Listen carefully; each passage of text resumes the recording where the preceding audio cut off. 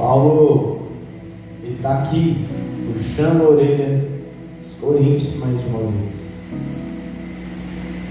Ele está falando, anteriormente aqui, a esse capítulo 6, ele está dizendo do quanto ele sofreu para levar o Evangelho aos coríntios, o quanto ele enfrentou adversidade, perseguição, foi preso, justiçado, para que eles pudessem ter a oportunidade de ouvir o Evangelho, para que eles pudessem ter a oportunidade de conhecer esse Jesus que Paulo pregava.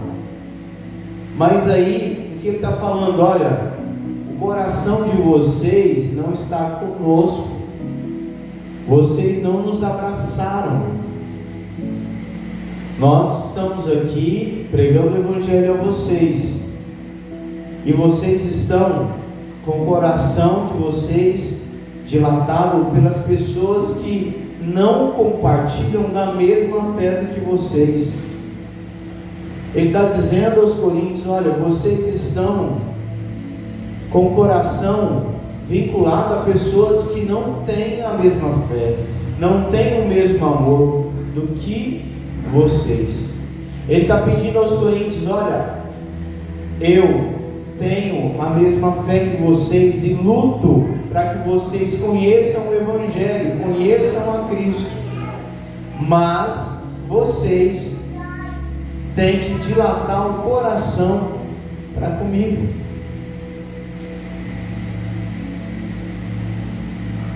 Isso é tão interessante, irmãos. Paulo ele vai chamar a atenção dos coríntios, porque o que ele está dizendo? Olha, nós estamos ensinando o Evangelho a vocês. Vocês têm que ter afetos e afinidade conosco. Não tenha afinidade com as pessoas deste mundo, porque aqueles coríntios, eles trocavam uma convivência e amizade de pessoas que eram tementes a Deus, faziam a obra de Deus, para se envolver com pessoas do mundo. Porque o que a Bíblia nos diz? Que nós não devemos nos assentar nas rodas dos escarnecedores. Salmo 1. E o que ele vai dizer mais na frente? Não prendais a um jugo desigual. O que seria esse jugo desigual que Paulo está falando? O jugo, ele era uma canga, onde você colocava um boi do lado do outro, ou até mais de um boi. E esses dois bois, eles deveriam ter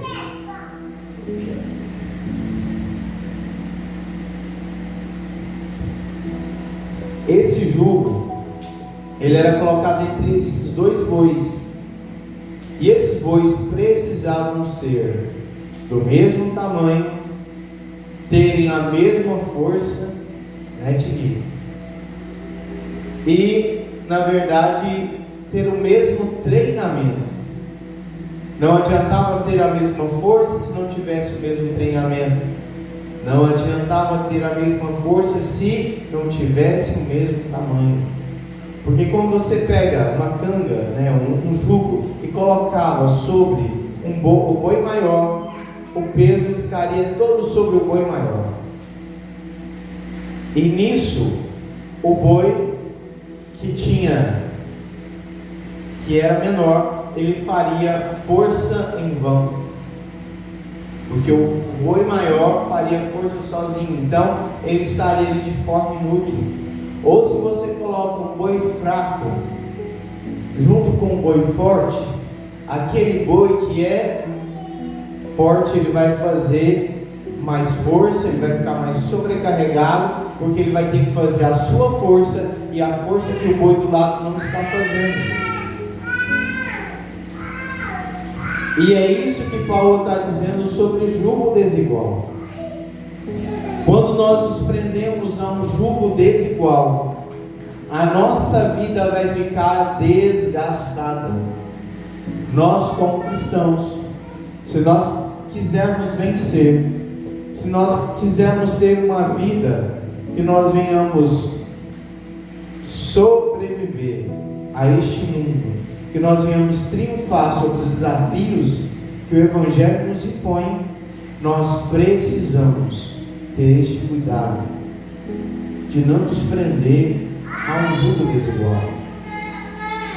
Porque esse jugo desigual, ele vai fazer a gente cansar, ele vai fazer a gente frustrar.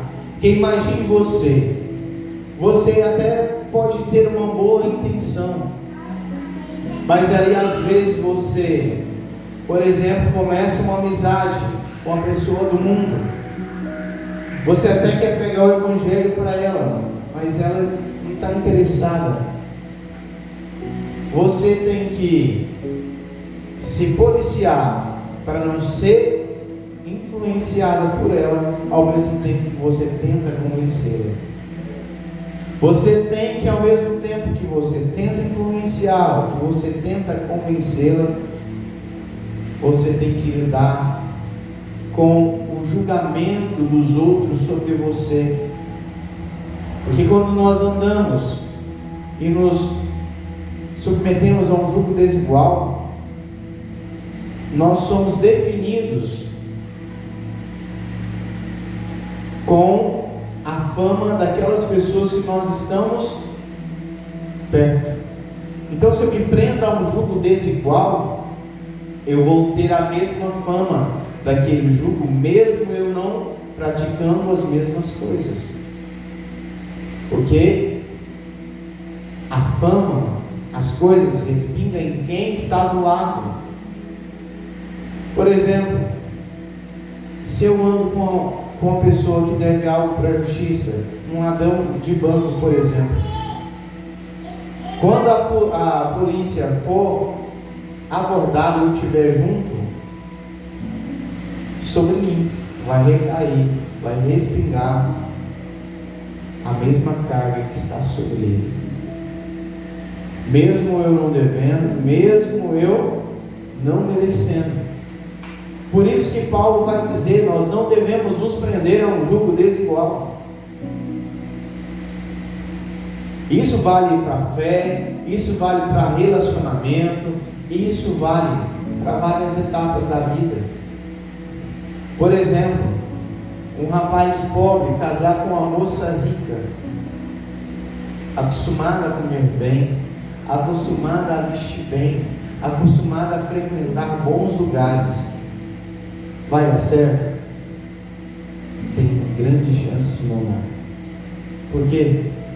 Porque você está se prendendo a uma pessoa que tem hábitos diferentes, valores diferentes, e isso vai acabar se chocando, porque para esse relacionamento acabar dando certo, é preciso que você comece a se tornar parecido com ele. Imagina um boi, quando o jugo está pesado demais, se ele quiser que o outro faça força para ele, a primeira coisa que ele vai ter que fazer é se curvar, é ajoelhar para ficar no mesmo tamanho. Às vezes nós devemos, quando a gente se prende a um jugo desigual, a gente acaba tendo que se curvar a situações que nós não precisávamos. Porque se nós tivéssemos nos prendido a um jugo igual ao nosso, você não sofreria o mesmo desgaste, você não sofreria os mesmos embates, você não faria força além daquilo que era necessário. Você teria, como dizer, uma melhor forma, você teria uma vida mais tranquila, mais leve. Então o que Paulo quer orientar os coríntios: olha, vocês querem ter uma vida cristã abençoada? Você quer ter um fardo mais leve? Ele está falando aqui de carga, porque ele está falando de jugo, porque nós temos os nossos desafios. A palavra de Deus nos diz que aquele que quiser vir após Jesus, após o nosso Cristo, negue-se a si mesmo, toma a sua cruz e siga. É isso que Jesus nos diz. Nós temos o peso da nossa cruz, nós temos os nossos fardos a serem carregados. Agora, quando nós nos prendemos a um jugo desigual, esse fardo que era pesado se torna mais pesado ainda. O que era difícil se torna mais difícil ainda. E isso, às vezes, a gente vai fazendo esforços além do que precisávamos. É por isso que ele vai dizer: olha, porque qual sociedade tem a justiça como a injustiça e a comunhão tem, e que comunhão tem a luz com as trevas? Nós que servimos a Deus, se nós quisermos alcançar o céu, se nós quisermos vencer na fé, se nós quisermos crescer em Cristo, nós precisamos abandonar amizades e relacionamentos que nos afastam de Cristo. Você quer viver, você quer renunciar, mas aquela pessoa não quer. Enquanto você quer ir a Jesus, aquela pessoa quer te levar para longe dele. Aquela pessoa quer te levar a cometer hábitos que te afastam de Jesus. Aquelas pessoas querem cometer coisas que entristecem a Deus. E o seu coração, o seu desejo é se chegar mais a Deus. Mas porque você está se prendendo a um jugo desigual, você se afasta. Nós devemos ter cuidado. Nós devemos pensar nisso. Amizade e relacionamento é sociedade que te aproximam de pessoas e dos valores dela. Quando eu tenho amizade, quando eu me relaciono com a pessoa, seja amizade, seja casamento, seja sociedade em negócios, isso aproxima as pessoas. Você pode observar, chega em um casal e pergunta uma opinião política ou qualquer visão de mundo, você vai ver que os dois vão ter visões muito parecidas, podem até discordar, mas na maioria das vezes você pega uma pessoa antes dela começar a se relacionar com a outra, porque nós somos pessoas influenciadas e os nossos valores vai se alterando da forma que nós vamos nos relacionando. Você começa a relacionar com pessoas que vivem de forma diferente que a Bíblia nos pede para viver, que não vivem os padrões que a Bíblia nos ensina. Logo, eu começo a achar normal algo que antes eu reprovava. Porque quando você vê uma pessoa, quando ela sai da igreja, era uma pessoa que vivia uma vida de santidade, era uma pessoa que vivia uma vida irrepreensível, mas aí de repente você começa a ver essa pessoa fazer coisas tão absurdas que você não parece que não é a mesma pessoa. Você não consegue enxergar naquela pessoa que você conheceu as atitudes que você vê hoje. Tudo isso porque ela se prendeu a um jugo desigual. Mas é tão interessante que ele vai dizer: e que concórdia há entre Cristo e Belial? Ou que parte tem o fiel com o infiel? Se estamos no pecado, nós não podemos dizer que servimos a Deus, porque não há concordância entre estar no pecado e viver para Deus. Ou eu sou ou eu não sou. Por isso que a Bíblia vai nos dizer que nós não podemos servir a dois senhores. O diabo, ele aceita você aqui na igreja e pecando lá fora. Para ele está tudo bem. Jesus não. Ou ele tem você por inteiro, ou para ele não serve.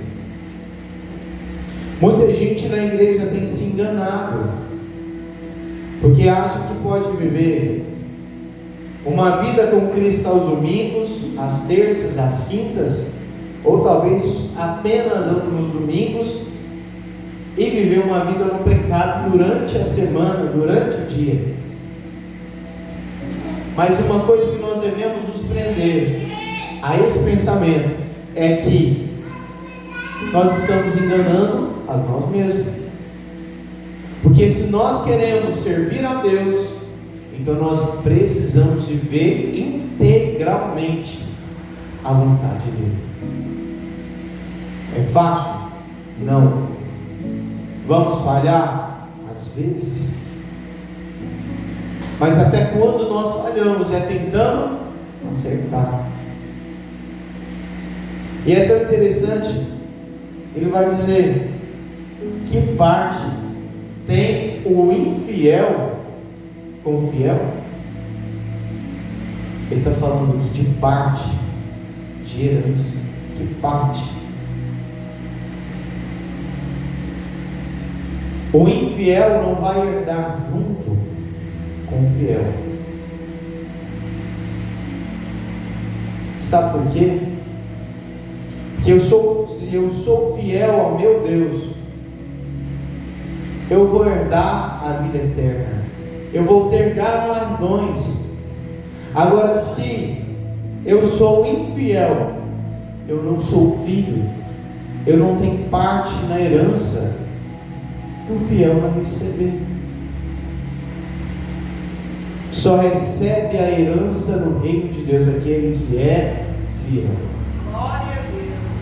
Às vezes a gente começa a pensar, dá para fazer de qualquer jeito, dá para levar de qualquer forma? Não dá. O que é fiel? É você ser fiel e andar naquela linha, não desviar nem um pouquinho para a esquerda nem para a direita. É fazer o que Jesus nos pediu de forma íntegra, sem abrir mão de nada. Mas você pode perguntar, mas nós não somos pecadores? Somos. Nós vamos falhar mesmo querendo acertar? Vamos. Mas Deus, Ele olha para o coração. Não é você querer fazer o certo e ficar perto de pessoas que fazem o errado ou fazer o errado. Mas existe momentos da nossa vida que a gente está em Cristo, a gente não se junta a um jugo desigual, a gente está vivendo uma vida em santidade, mas às vezes quando a gente viu, a gente já falhou, a gente já pecou. Pode acontecer? Pode. Mas o que eu quero frisar aqui não são os pecados, não são as falhas que às vezes nós cometemos por ser pecador, mas é viver uma vida no pecado, é viver uma vida no mundo. E que consenso tem o templo de Deus com os ídolos, porque vós sois templo do Deus vivente. Como Deus disse, neles habitarei, e entre eles andarei, e eu serei o seu Deus, e eles serão o meu povo. É propriedade. Por isso que Paulo vai dizer, não sou eu mais que vivo, mas Cristo vive em mim. Não vivo mais para mim, vivo para Cristo. Ou seja, propriedade exclusiva de Deus. Porque Deus nos chamou, Deus nos comprou, entregou a sua vida por nós. Agora Ele pede que nós vivamos para Ele. Nós só vamos viver uma fé verdadeira no momento em que nós entendemos que nós não vivemos mais para as nossas emoções, para a nossa natureza e para as nossas vontades. É por isso que às vezes nós, querendo reagir de uma forma, reagimos de outro jeito. Querendo fazer algo que satisfaz a nossa carne, a gente abre mão. Querendo fazer algo que às vezes pode nos trazer algum tipo de bem-estar, de conforto, de prazer, a gente abre mão. Porque se esse é algo que eu quero tanto fazer, se essa é a reação que eu costumo ter, desagrada a Deus, eu não vivo mais para mim.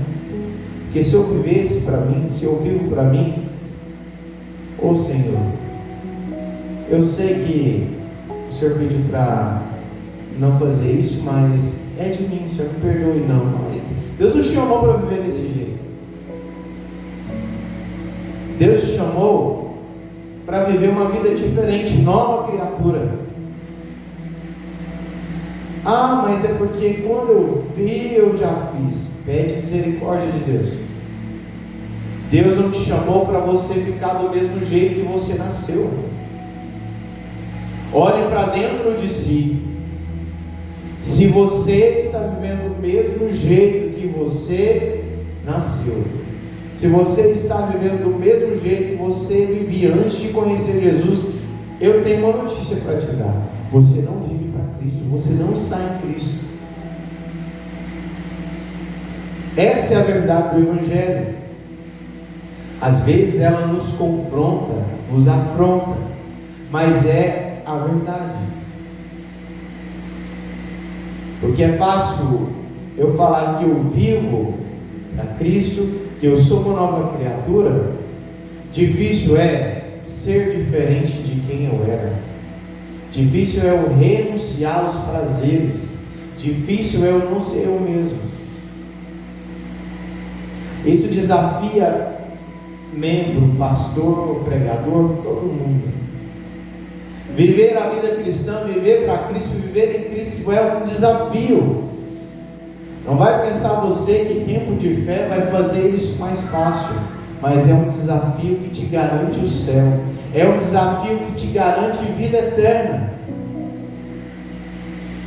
Porque por mais que seja desafiador, por mais que seja difícil, é passageiro. Difícil é passar uma vida inteira, uma vida eterna inteira, com dor e sofrimento, em ranger de dente. Isso é difícil. Não tem meio termo. Ou a gente sacrifica a nossa vida agora, ou ela será sacrificada eternamente. Ou nós renunciamos agora, ou seremos privados de um céu para todos sempre. Ou nós renunciamos agora e vivamos para Cristo, ou não terá vida eterna para nós. Essa é a verdade do Evangelho.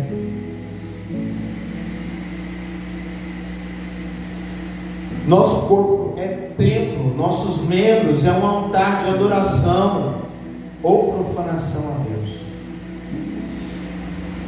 Ou nosso corpo, esse corpo que Deus fez, esse corpo que nós andamos, esse corpo que nos locomovemos, esse corpo que nós trabalhamos, ou esse corpo glorifica a Deus, ou ele profana. Nós somos um templo. E o que Paulo está querendo dizer é que uma casa ela pode, você pode fazer um culto nela amanhã e amanhã não ter culto. Mas um templo é um altar. Todo templo ele tem altar de sacrifício. Ele está falando daquela época. Todo templo pagão ou templo que era judaico possuía altares para sacrifício.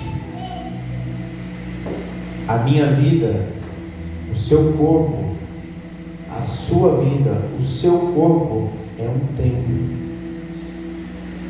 o que você faz, ou adora a Deus, ou afronta. Ou adora a Deus, ou adora o diabo. Ou adora Cristo que morreu por você, ou adora o Deus desse céu. Não tem jeito. Os prazeres que desfrutamos desta vida carnais é um culto ao diabo. Os prazeres da carne são culto a Satanás.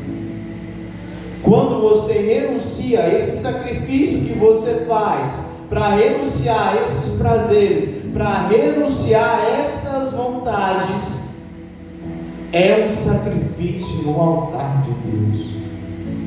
Se o teu corpo é templo de Deus, é templo do Espírito Santo, nesse altar vai ser sacrificado renúncia de prazeres, renúncia de situações que podem até ser legítimos para você, mas não agradam a Deus. Não existe altar que não tenha sacrifício. Não tem meio termo, não tem como você falar, olha, eu não estou agradando nem Deus, nem o diabo não. Ou você agrada a Deus ou agrada o diabo. Se você não estiver agradando a Deus, você está agradando ao diabo. Se a sua vida não é um culto a Deus, é um culto ao diabo. Não tem jeito. E o culto que nós levamos na nossa vida, o culto que nós fazemos com a nossa conduta, este culto vai determinar para onde a gente vai. Esse altar vai direcionar a nossa alma para o céu ou para o inferno. Não tem jeito. Eu poderia falar para você que tinha um meio termo para ficar bom para todos nós, mas se eu estivesse falando isso para você, eu estaria te enganando. É preciso que nós vivamos uma vida de renúncia, de sacrifício. É conforme eu falei para vocês, não é fácil, não é. Se alguém falar que a vida cristã é fácil, ou ela pode se tornar fácil com o passar do tempo, está mentindo para você.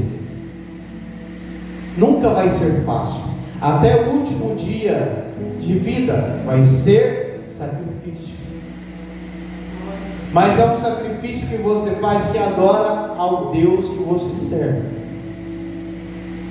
Às vezes você vê, quando nós entendemos que aquele sacrifício, aquele desconforto que nós sentimos no nosso corpo, quando nós renunciamos aos prazeres, às vontades, à nossa natureza, não é só um desconforto que você está sentindo, é um louvor ao Deus que você serve. Sentir vontade de fazer, não fez, isso gerou um desconforto, isso gerou em você algo que pode até trabalhar suas emoções, você ficar de uma certa forma, o seu corpo pedindo aquilo, você não oferece aquilo, traz um desconforto? Traz. Mas uma coisa eu te digo, isso é louvor a Deus, isso é sacrifício ao Deus que te garante o céu.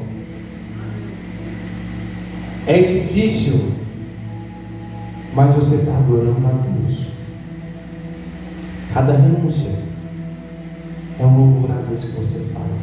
Tem gente que acha que louvar a Deus é só vir aqui e trazer um louvor, vir no culto adorar a Deus. Não, louvor é isso. Por isso que Jesus vai dizer: os verdadeiros adoradores me adorarão em espírito, que é a questão do louvor, da adoração que nós fazemos a Deus. E em verdade é o nosso corpo, em verdade é a nossa vida, em verdade é aquilo que fazemos, confirmando aquilo que nós falamos. Isso é adorar a Deus em espírito e em verdade. O Espírito Santo habita em nós e anda em nosso meio. Isso é maravilhoso, irmãos. O Espírito Santo habita em mim e em você. Nosso corpo é templo, morada do Espírito Santo. Quando nós damos liberdade, Ele entra no nosso coração e tira tudo aquilo que não lhe agrada, faz aquela limpeza. Nisso a gente se lembra daquela passagem que diz que o Espírito Santo, quando ele encontra a casa toda imunda, que os maus espíritos deixaram todo detonado, quando o diabo age na vida da pessoa, quando o demônio age na vida da pessoa, deixa a vida da pessoa toda detonada, financeiramente, psicologicamente, espiritualmente, em todas as áreas. Chega o Espírito Santo e começa a colocar as coisas no lugar, arrumar a casa, limpar a casa, adornar a casa. Só que deixa eu te falar, na porta dessa casa quem manda é você. E se você não atende às instruções do Espírito Santo que vai te convencendo do que você deve fazer, do que você deve renunciar, do sacrifício que você deve fazer, se você não atende a essa recomendação, ele se entristece. Passa-se um tempo, convence, não é ouvido, ele começa o seu processo de partida e vai embora. Enquanto os maus espíritos que agiam antes encontra o seu coração, o seu corpo, que essa era a morada do Espírito Santo, vazio, limpo, arrumado, ele vem e traz mais 7 espíritos, cada espírito mais 7 espíritos, e o estágio da vida dessa pessoa se torna pior do que antes. A nossa vida espiritual não é brinquedo, é sério. Toda vez que nós retornamos de onde a gente saiu, seremos piores do que fomos. E nós não sabemos até quando o Espírito Santo terá misericórdia de nós.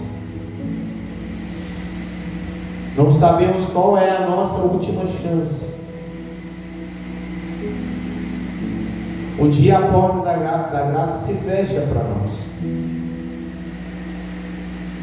O Espírito Santo, se você está aqui hoje, é porque está fazendo morada em você. Mesmo às vezes com algumas falhas, mesmo precisando melhorar aqui e ali, Ele te convenceu, te trouxe no culto hoje, para escutar essa palavra. E a orientação que eu dou a mim e a você, vamos ouvi-lo, vamos fazer o que Ele nos recomenda, vamos renunciar, vamos fazer da nossa vida um altar que tenha sacrifício a Deus constantemente. Porque da mesma forma que o sacrifício sobe a Deus, com Deus ele sente o cheiro do seu sacrifício, ele derrama graça, ele derrama poder, ele derrama unção. É por isso que quando você vê uma pessoa que vive a renúncia do Evangelho, que vive renunciando aos prazeres deste mundo, ela é uma pessoa cheia do Espírito Santo, cheia de dons. Você olha na vida da pessoa e você consegue perceber que Jesus é na vida dela, que o Espírito Santo está sobre ela. Quando nós vivemos uma vida no Espírito, nós não vamos viver um Evangelho barato. Nós vamos viver o melhor do Evangelho que Deus tem para nós. Deus não tem para nós uma fé rasinha toda a vida. Deus ele quer viver, Ele quer que eu e você viva algo diferente. Ele quer nos levar para a profundidade do Evangelho. Assim como aquela passagem que, se eu não me engano, está lá em Ezequiel, que fala da profundidade. Tem águas que estão nos joelhos, nos calcanhares, outras não nos lombos, mas aquelas que faz a gente se entregar por inteiro e deixar que Deus nos conduza, é quando nós nos entregamos. Mas a vida cristã é assim. Deus nunca vai derramar sobre nós uma graça sobrenatural de viver o Evangelho.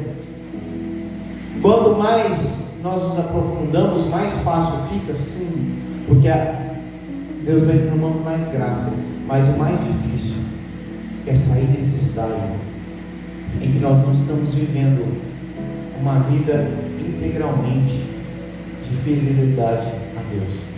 Mas a partir do momento que nós fazemos esse sacrifício para viver inteiramente para Deus, é um sacrifício? É difícil? Mas quando nós passamos esse estágio, Deus vai nos recompensar com coisas melhores, com coisas maiores. Ele começa a entregar dons espirituais que vai nos fortalecendo. E o que você tinha dificuldade para vencer, hoje você tem mais força. E assim nós vamos crescendo em Cristo. Nós somos povo de Deus, propriedade.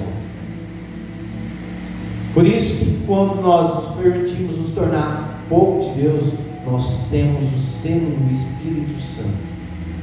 Por isso que a palavra de Deus vai dizer: não entristeçais o Espírito Santo, o qual vós estáis selados para o dia da redenção. O que é o selo? É uma marca. Quando se escrevia uma carta ou uma escritura de algo que você tinha ali o selo, que aquilo era seu. Foi você que escreveu ou foi você que comprou. Por exemplo, é como uma marca de gado. Está aquela marca ali, você olha para aquele gado, para aquele boi, para aquela vaca, você vê que é daquela pessoa que está com aquela marca ali. A marca indica propriedade.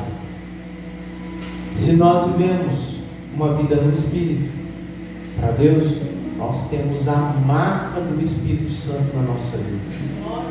E essa marca que vai fazer com que nós vamos ouvir a trombeta quando a trombeta tocar. Essa marca que quando nós partimos dessa vida vai definir para onde a gente vai. Se tivermos esse selo, iremos para o céu. Sem esse selo, nós iremos para o inferno. É simples assim. Por isso, saem do meio deles, apartai-vos, diz o Senhor, e não toqueis nada imundo, e eu vos receberei. Deus, Ele não quer que a gente toque nada imundo que está por aí. A gente vive aqui nesse mundo. Mas o que Deus manda? Sai do meio deles. Mas espera aí, como que a gente vai sair do meio? A gente precisa viver, a gente precisa trabalhar, a gente precisa se relacionar. Você pode ter amizade? Depende, você pode ter uma amizade social, mas intimidade, conforme está falando no começo aqui, não se prendam com um jugo desigual. Porque se você ficar no meio desse povo que não serve a Deus, se você ficar no meio, em lugares que não honram a Deus, infelizmente você vai acabar ficando impuro. Experimente entrar no chiqueiro, só um exemplo para a gente entender. Se banhe, veste uma roupa limpa e fique no meio do chiqueiro para você ver. Você vai ficar limpo? Não. Ou você veste uma roupa limpa e sai numa estrada toda empoeirada. Vai ficar limpo? Não. Porque a sujeira está no ambiente. E com o tempo a sujeira do ambiente impregna em você. Sai do meio dessas pessoas. Sai desses lugares. Porque Deus, Ele não quer nada imundo, nada sujo. Ele nos limpa para permanecermos limpos. Você vem aqui, Deus fala com você, Deus fala no seu coração, Deus está trabalhando em você, mas Ele quer que você permaneça limpo. Porque se eu vou em lugares, se eu me relaciono com pessoas impuras, infelizmente, eu vou acabar me sujando de novo. E eu serei para vós pai, e vós sereis para mim filhos e filhas, diz o Senhor Todo-Poderoso. Tem muita gente que fala que é filho de Deus. Assim como João diz, a gente leu lá em 1 João 3, a partir do verso 8. Filhos de Deus são aqueles que fazem a vontade de Deus. Tem gente que fala, eu sou filho de Deus. Você vive no pecado? Filho do diabo. Você vive para Deus? Você vive na graça? Você vive para glorificar a Deus? Então você é filho de Deus. Tem muita gente aí que vive uma vida promíscua e quer dizer que é filho de Deus, é filho do diabo. É a verdade. Tem muita gente enganando, você é filho de Deus. É filho de Deus? É filho de Deus, mas se você não render a Deus, você vai ficar escutando essa mentira por resto da sua vida e vai parar no inferno. Você quer ser filho de Deus? Viva para Deus, honre a Deus, faça da tua vida um templo a Deus, um sacrifício a Deus, e assim você se tornará filho de Deus. Amém?